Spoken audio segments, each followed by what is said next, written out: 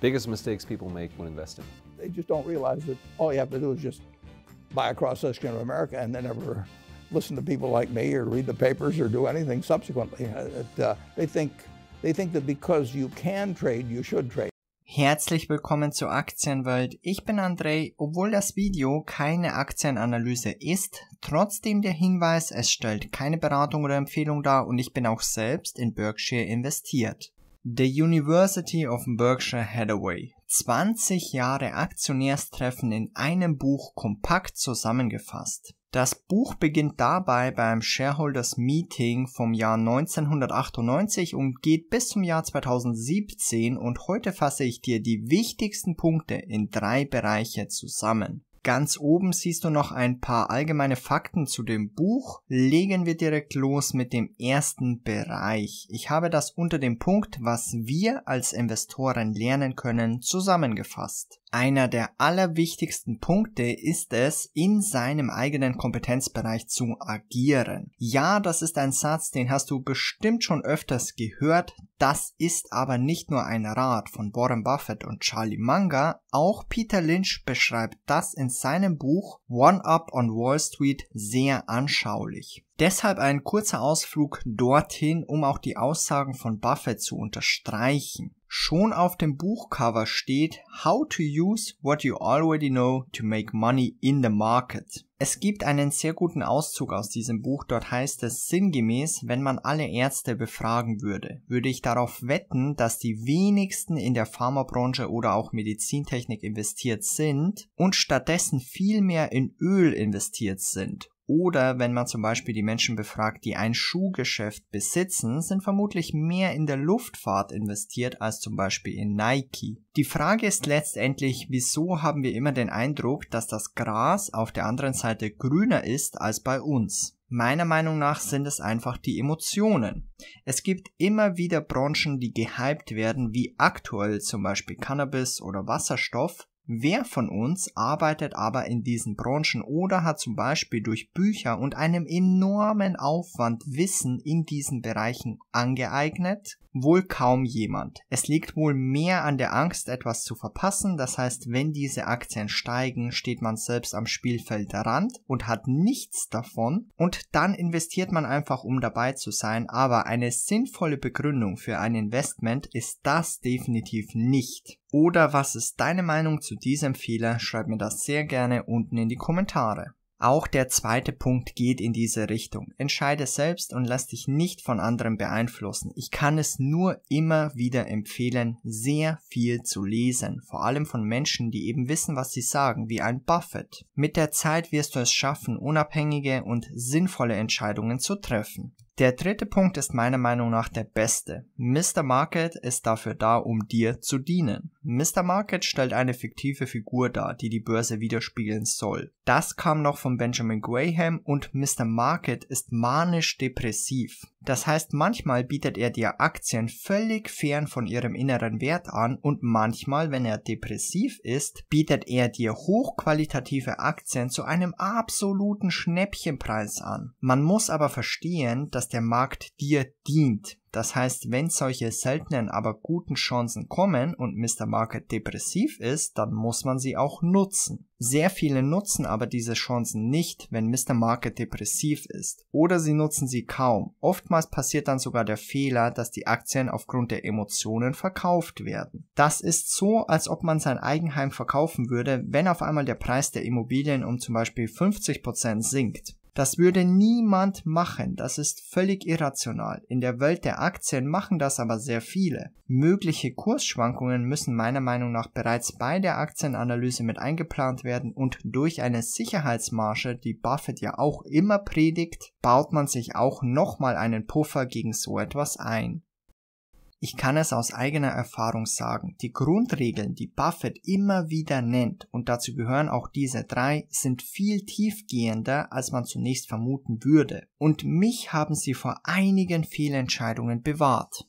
Der zweite Teil, den ich dir aus dem Buch vorstellen möchte, sind die Besonderheiten von Berkshire Hathaway. Der dritte und letzte Teil wird sich dann damit beschäftigen, was ein gutes Unternehmen ausmacht. Der erste Punkt ist, Berkshire hebelt sein Kapital. Und ja, du hast richtig gehört, Berkshire hebelt das Kapital, um seine Renditen zu steigern. Das sind aber nicht die Hebel, die man jetzt so vom Daytrading kennt. Für mich sind das nur Möglichkeiten, mit denen man sich selbst vernichtet. Davon kann ich jedem nur abraten. Berkshire macht das anders. Sie benutzen das Fremdkapital aus den Versicherungen, das nennt sich Float, und dadurch erhöhen sie ihre Eigenkapitalrendite. Ganz einfach gesagt, wenn Buffett $1 investiert, kommen zum Beispiel nur 80 Cent aus seiner eigenen Tasche und die restlichen 20 Cent sind Float. Das heißt, er investiert praktisch $1 und er bekommt auch die Rendite für $1, aber tatsächlich hat es ihn nur 80 Cent gekostet, wobei der Betrag jetzt einfach nur ein fiktives Beispiel ist. Dieser unglaubliche Vorteil kommt aus den Versicherungen von Berkshire. Jeder, der eine Versicherung hat, zahlt eine Prämie. Diese wird bei der Versicherung im Fremdkapital ausgewiesen, da das Geld ja für den Schadensfall da ist. Und Buffett nutzt eben dieses Kapital, um zu investieren. Letztendlich ist es einfach der Leverage-Effekt. Und als Privatperson können wir das jetzt so einfach leider nicht nachmachen. Der zweite Punkt macht auch einen Teil von Berkshire seinen Burggraben aus. Sie sind einfach eine unglaubliche Cashmaschine. Die Versicherungen produzieren Float, die normalen Gesellschaften produzieren Cash und sie schaffen es auch sehr gut, das Kapital wertsteigernd einzusetzen. Sie werden auch dezentral geleitet, das heißt Buffett leitet ja nie seine eigenen Beteiligungsgesellschaften. Entweder er sucht sich Topmanager, die das machen, oder die Gesellschaft hat bereits Topmanager. Und durch diese Kombination von Gesellschaften und Managementstil haben Buffett und Munger Berkshire so aufgebaut, dass es auch noch lange nach ihrem Ableben weiter so gut laufen wird. Deswegen sind für mich diese Bedenken, die oftmals geäußert werden, wie es nach Buffett und Munger weitergehen soll oder wird, gar nicht vorhanden. Natürlich stellt sich die Frage, wer denn das Kapital weiter verteilen soll, aber hier gibt es ja Todd Combs und Ted Weschler, die das schon jahrelang bei Berkshire sehr gut machen.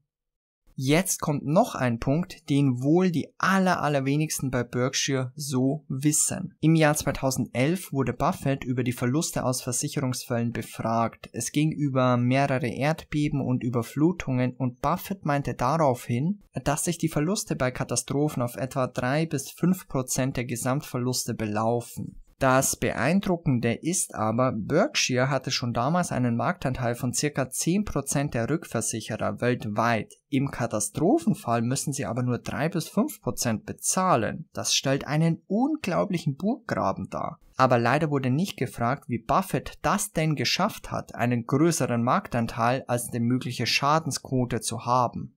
Kommen wir nun zum dritten Teil. Was macht ein gutes Unternehmen aus? Das Wichtigste bei einem Unternehmen ist der Burggraben und das Geschäft. Das hast du bestimmt schon öfters gehört, aber je größer der Burggraben ist, desto größer ist auch die Sicherheit und desto höher sind auch die künftigen Cashflows. Einen Burggraben kann man sich so vorstellen. Man hat unendlich viel Geld und versucht damit das Unternehmen nachzubauen. Aber man schafft es nicht. Ein gutes, praktisches Beispiel finde ich persönlich immer das soziale Netzwerk von Google namens Google+.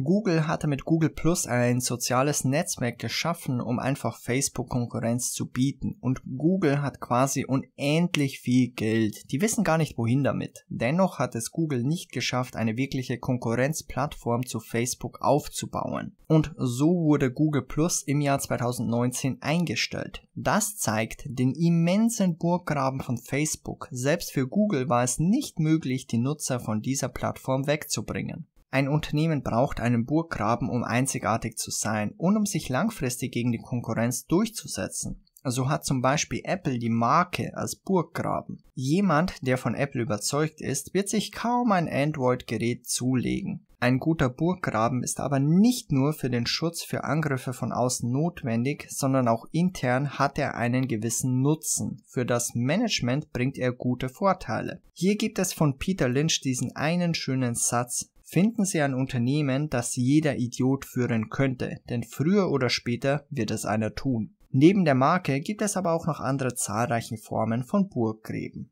Damit wären wir auch schon beim zweiten Punkt. Hier wird auch die Stärke der Marke angesprochen. Gefährlich für ein Unternehmen sind vor allem die Veränderungen der Marktanteile, eine sinkende Nachfrage und unfähiges Management. Das sind auch 3 Punkte, die in keiner Aktienanalyse fehlen dürfen. Und das Thema Management spielt wieder auf den Satz von Peter Lynch an, den ich dir gerade gesagt hatte. Kommen wir damit zu einer unglaublich interessanten Sichtweise, und zwar, dass sich großartige Unternehmen über ihre Kosten auszeichnen. Jeder von uns, und ich natürlich auch, schaut sich bei Unternehmen die Umsätze, die Gewinne, die Eigenkapitalrenditen und so weiter an. Wer analysiert aber fokussiert die Kostenstruktur eines Unternehmens? Ich würde sagen, kaum jemand, und vor diesem Buch hatte ich das auch nicht gemacht. Man schaut sich die Kosten doch höchstens indirekt über die Brutto- und Nettomargen an. Aber wer analysiert denn die Kosten und Aufwendungen direkt? Ich finde diese Betrachtungsweise unglaublich interessant. Sie ist quasi um 180 Grad gedreht zu dem, was die meisten analysieren, also die Umsätze und so weiter. Es kommt immer auf das Unternehmen und die Branche an. Bei manchen liegen die höchsten Kosten in den Rohstoffen für das Produkt, bei manchen sind es die Mieten oder es kann auch das Personal sein. Die Kostenstruktur kann aber genauso einen Burggraben und damit einen Wettbewerbsvorteil darstellen. Man muss sie analysieren und mit der Konkurrenz vergleichen, so findet man großartige Unternehmen. Den letzten Punkt wollte ich dir noch vorstellen, denn gefühlt ist das ein Fehler, den sehr, sehr viele machen. Und zwar achtet Buffett selbst kaum auf globale Trends. Das, worüber er aber nachdenkt, ist, ob ein Unternehmen Konkurrenz aus dem Ausland ausgesetzt ist und ob es Produkte herstellt, die sich importieren lassen. Das heißt, diese 2 Faktoren sind für ihn wichtig, auf den Rest achtet er aber nicht groß. Und auch das ist konträr zu vielen, die sich am Aktienmarkt bewegen. Viele achten ja genau auf diese globalen Trends, wie zum Beispiel Cannabis oder Wasserstoff aktuell. Viele schätzen, dass Wasserstoff die Zukunft ist und alleine durch diesen Gedankengang begründen sie das Investment. Rein statistisch gesehen macht das aber leider wenig Sinn. Zwischendurch noch ein anderer Punkt. Wenn dir das Video gefällt, dann lass mir doch einen Daumen hoch da und schreib mir doch deine Lieblingsbücher unten in die Kommentare. Ich habe genau zu diesem Thema im Mitgliederbereich von Aktienwelt ein Video gemacht, in dem ich dir die Branchenverteilung der börsennotierten Unternehmen im Jahr 1900 und dann im Jahr 2015 von den USA und UK zeige. Und die Ergebnisse zeigen, dass eine Branche, die heute noch gehypt wird, schon in einigen Jahren gar nicht mehr existieren kann. Im Mitgliederbereich zeige ich dir auch mein Depot, also schau doch einfach einmal vorbei. Buffett hat das auch im Shareholder Meeting von 2021 angesprochen, indem er die Anfänge der Autoindustrie aufgezeigt hat. Die Menschen haben zahlreiche Unternehmen um das Jahr 1900 um diese Industrie aufgebaut. Die allerwenigsten haben aber tatsächlichen Value geschaffen. Es gibt einen sehr großen Unterschied zwischen einer Industrie, die gehypt wird, und das richtige Unternehmen bzw. die richtigen Unternehmen innerhalb dieser Industrie auszuwählen. Das zweite schafft statistisch gesehen aber kaum jemand. Und das muss man einfach realisieren als Investor. Diese Investments in Hype-Branchen sind grundsätzlich nicht wirklich sinnvoll.